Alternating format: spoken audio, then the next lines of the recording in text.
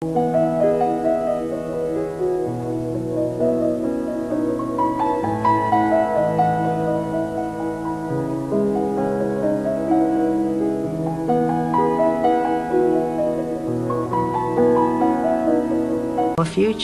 and it was something that he really wanted to emphasize.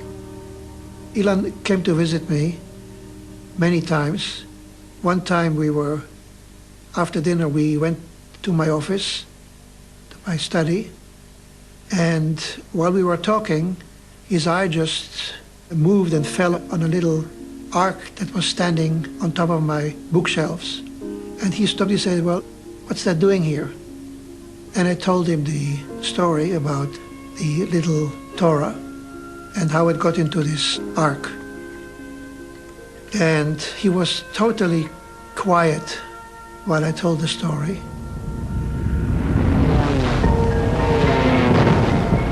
Hitler struck at them, again without warning. The German invasion of the Netherlands started May 9th and 10th, 1940.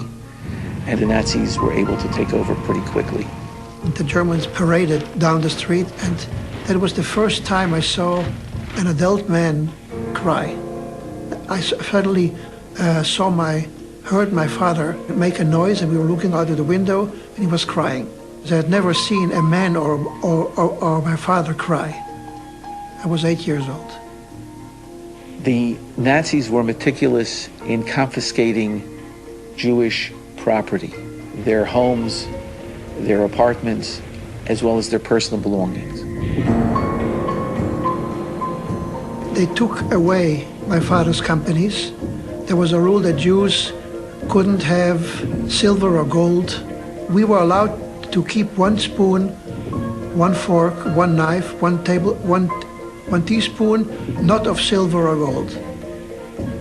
The restrictions that the Nazis placed were designed to take the Jews out of Dutch life. We couldn't go into stores anymore. They had signs at the parks, no dogs or Jews. They were no longer able to go to the same schools, so they destroyed their social environment, the political environment, their cultural environment. Every aspect of their life had been changed. They were no longer Dutch citizens for all intents and purposes. They were Jews. My father knew already that something was coming. It was German and Dutch police. And then we were put on the cattle train. Doors were locked. I didn't really look very much at people because I was scared. I saw all these soldiers and dogs and things, and it didn't look like something friendly to me. People kept coming through. People I knew, friends of mine, family, acquaintances of my parents, they all came through. We said hello, we said goodbye. Depending upon the whim of the Nazis at that day, it could have meant death. It was the luck of the draw. And we were told that we would be separated from our parents. My father took me aside and said, "Well, I want you to understand one thing.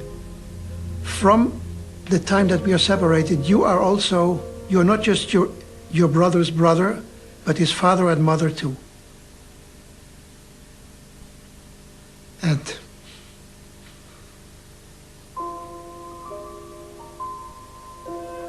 we came to Bergen-Belsen, the doors opened, the dogs again, the guards again. We were separated into units that would fill a barrack, two to a bunk. Above you and below you, people were sleeping and talking, and usually it was kind of dark because candles were only used when people needed them. So it was like living in a cave. Bergen-Belsen in general was considered to be one of the filthiest camps in the whole system. People died of typhus, typhoid, tuberculosis. They died of starvation. One of the people in the barrack was a Rabbi Simon Dasberg from Groningen in Amsterdam. He did many things in the camp. He was caught, for instance, at the crematoria saying prayers for the dead and punished several times. We were living in Groningen. It's a town in the Netherlands. And my father was chief rabbi there. He was not only very busy in the synagogue, but he was also very involved with everything in Jewish life. He continued being the rabbi of the people in the camp by his own choice. And that was quite a decision to make. עד שהוא נחלש. כי הגרמנים גם אמרו לו להוריד את הזקן, כי הוא היה רב עם זקן, והוא לא הסכים. והם לא אהבו את התשובה הזאת. His whole appearance made them angry. He found out that I was going on 13. And one day he came to me and said, "You're going on 13, do you want to become a bar mitzvah boy?" I said, "Yes, but how?" He said, "Well, I'm going to teach you if you're willing." A bar mitzvah ceremony is the event, is the day that a child reaches the age of 13 and becomes part of the Jewish community as a man. Every morning at 4 o'clock, he woke me up and took me down to the table, opened up a little Torah scroll, and we used to study from it. He smuggled it into the camp and kept it with him, hidden. One morning, he said, "Well, the time has come." He had arranged everything. All the windows were shut off with blankets. There was a blanket on the table and the Torah scroll open waiting for me. A bunch of people were waiting there too, and he conducted a service, a real service.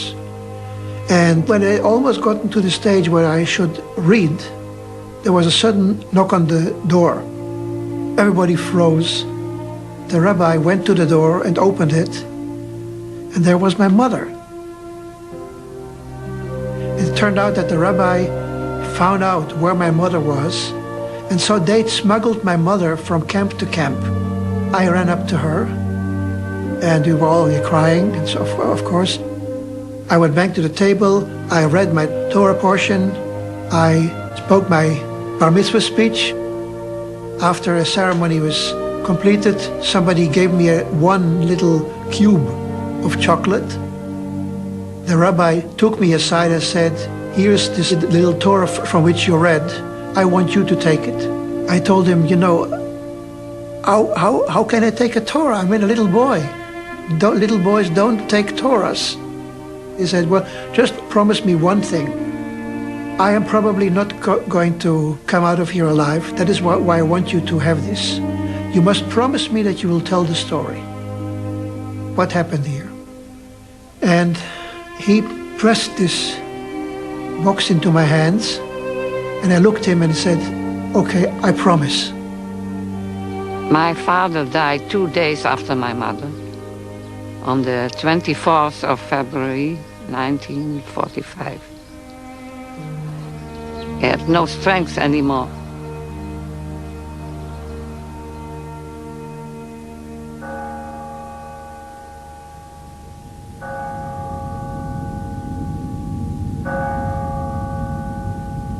Here, over an acre of ground, lay dead and dying people. You could not see which was which. This day at Belsen was the most horrible of my life. Ilan got up and paced the room back and forth, and he said, "Yoya, I must tell you something. My mother and grandmother are graduates of Auschwitz." When he came back home, he said, "Rona, I saw something that really overwhelmed me." And then he told me about the little Torah that he saw at Yoya's home. And I asked him, "So what do you think to do with it?" He said, "I don't know, I need some time with it. But I'm thinking of taking it with me, but I'm afraid even to ask." some more one sentence in Hebrew for Yoya. כל הכבוד, ואני גאה בכם. כל טוב, ונתראה אחרי נחיתה. We've got a great picture here of Egypt and the Sinai Peninsula, and up at the upper left part of the screen, Israel. We've zoomed into Israel here, where our world-famous astronaut Ilan Ramon is from. Jerusalem, this is Houston. Please call Columbia for a voice check. I would like to invite you to visit us here. I can assure you that you will find yourself among friends. Thank you very much. We really appreciate the invitation. Ilan said, I thought about this very much. I would like to ask you to give me this little Torah to take to space. ועכשיו אולי אני אדבר טיפה על... אני אראה מוצג אחד שקיבלתי רשות מיוחדת. אנחנו לא, בדרך כלל לא רשאים להראות, אבל המוצג הזה אני חושב הוא מוצג מאוד מאוד מרגש. You realize the potential of this wonderful story of the Torah. אני מתרגש שאני מחזיק אותו בידיי, וזהו ספר תורה קטן כמו שאתם רואים, שלפני בערך 60 שנה ילד קטן במחנה ההשמדה ברגן בלזן קיבל אותו מהרב של אמסטרדם, שלימד אותו לקראת הבר מצווה. There was Ilan. There we saw him holding the Torah scroll. For a minute it escaped from his hand and kind of floated, and he caught it. אני חשבתי שזה דרישת שלום מן השמיים. סימן חיים מן העבר. I see it as a sort of a rising of the death of my father. He came alive again. אז זה חוט וחבל מקשר מאוד מאוד מרגש, והוא כאן איתי בחלל. יויה נתן לי אותו, ואני מאוד מאוד מודה ליויה, ומאוד מתרגש לאחוז אותו פה בחלל, ואני חושב שזה מייצג את, יותר מכל, את היכולת של העם היהודי לשרוד למרות כל דבר. He thought he would show it to the world as a symbol of how a person can go from the depth of hell to the heights of space. I had finally fulfilled my promise to Rabbi Simon Dasberg in a way I wish I would never have thought it would be possible. I think it was the most important thing for Ilan to show the world and to be in a position to expose this amazing story of surviving. There are two dimensions. There is a sky and there is a heaven. The sky is a matter of height. A heaven is a matter of depth. Here is a combination of penetrating the skies and demonstrating the values, the heaven. And I think Colonel Ramon, who has had an eye for the depth, really created an unforgettable drama. There's something deeper than we think in us being what we are, in him being what he was and what he represented. And it's not only that a human being can carry a scroll, but a scroll can carry the human being. Remain engines up and burning. 2, 1, and liftoff of Space Shuttle Atlantis.